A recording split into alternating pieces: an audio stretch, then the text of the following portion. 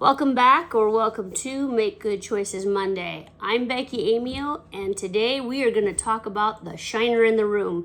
So if you want to know how this happened and the progression of videos showing how it led up to this point, stick around. I'm going to show all of those in this video, and I'm going to tell you all the things that led up to it and what I've reflected on since it happened 3 days ago. Stick around, you're not going to want to miss it.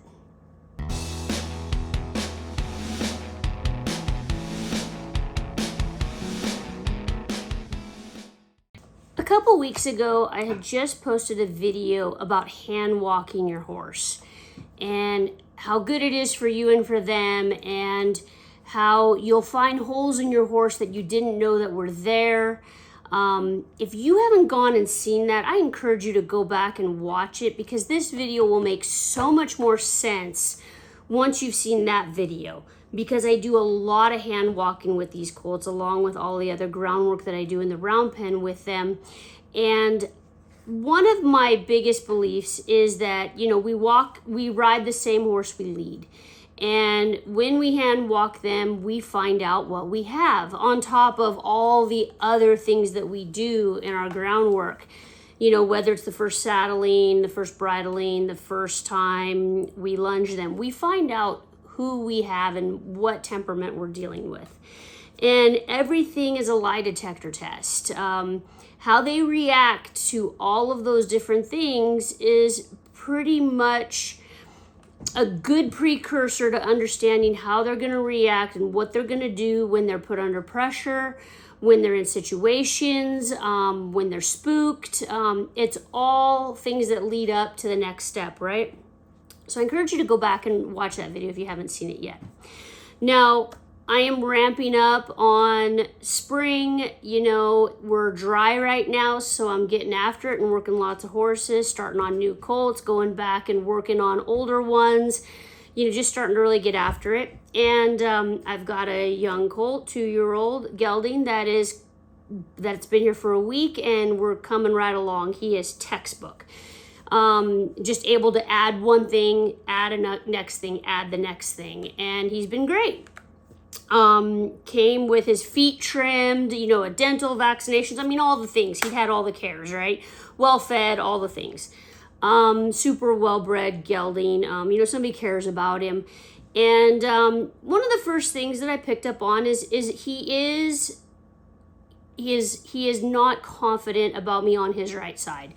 Which is typical. All of them have a side that they're not confident with you on. It doesn't mean that they're a bronc, right? It just means that there's a hole somewhere there, and we need to find those holes. And it doesn't mean that they've been eared down or that they've been beaten in the head. They're telling you that they're not comfortable with something on that side of their body.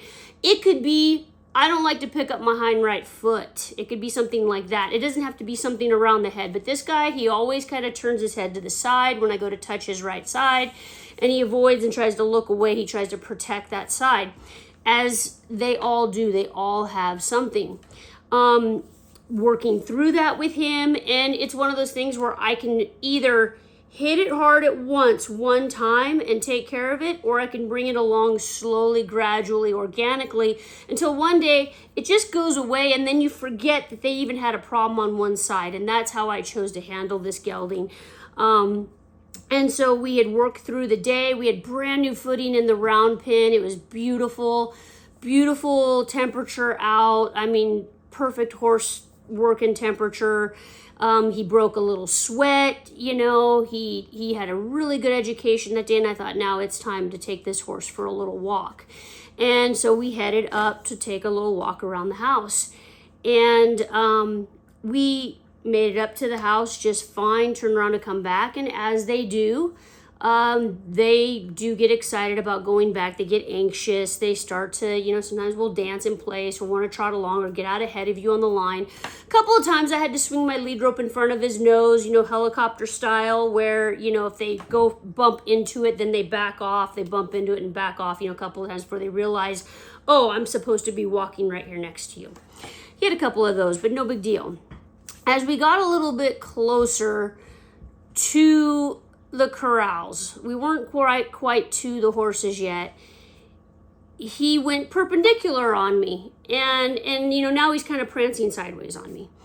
And so I came around the side to move his hip over, as you would, like, say, if you're in the round pen and you're sending them back and forth on the line and changing directions with them, softly on the line.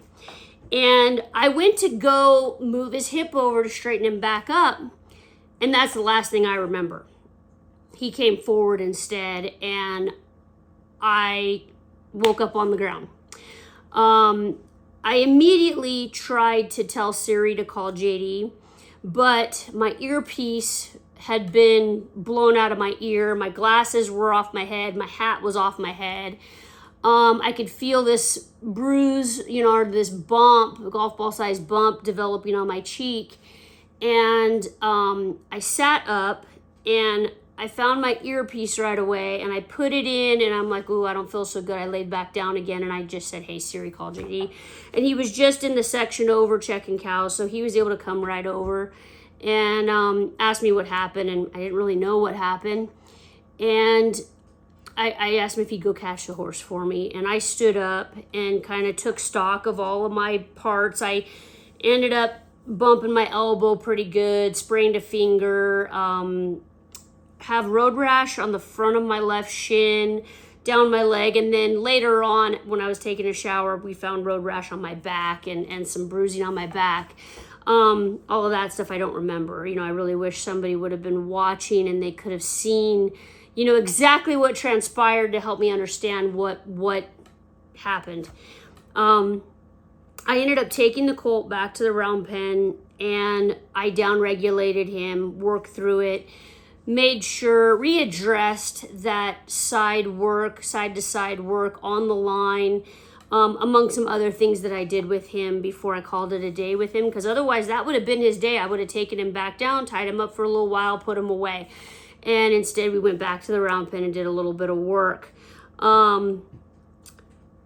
The next day, as my face got darker and blacker and more swollen, my family encouraged me to go to the ER to get a CT scan on my face and make sure I didn't have anything broken. And fortunately, I did not fracture my occipital bone or fracture my cheekbone, so that's all good. It's just really ugly to look at, and it's pretty sore.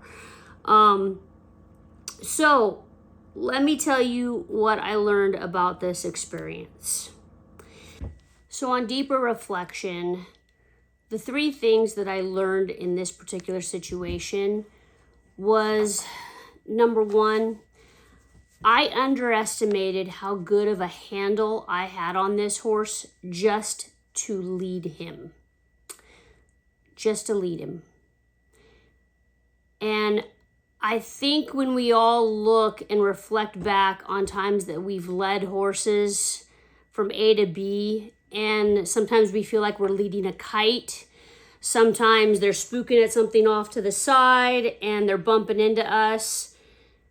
We take those little moments for granted that, it doesn't take much for them to jump sideways and they're on top of us. And I think we need to be a little bit more respectful of those circumstances. Number two, I underestimated how big his reaction would be to the situation.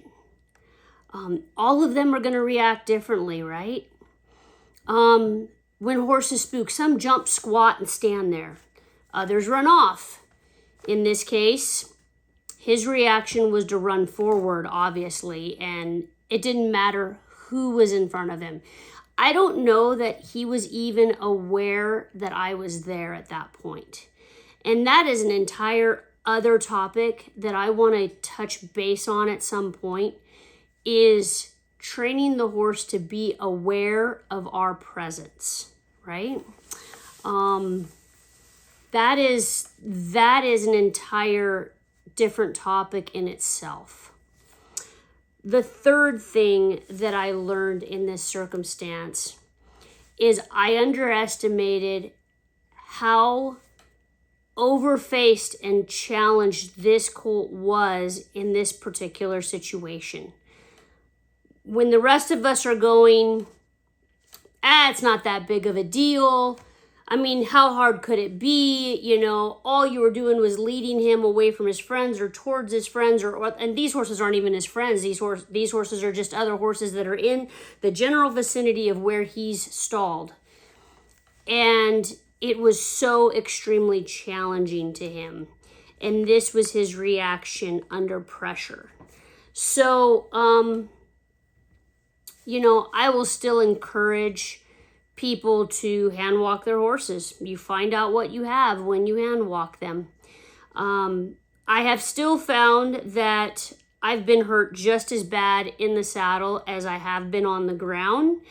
And because of how much time I spend on the ground, obviously the percentage of times that I get hurt on the ground versus in the saddle, it increases because I am on the ground more than most trainers. The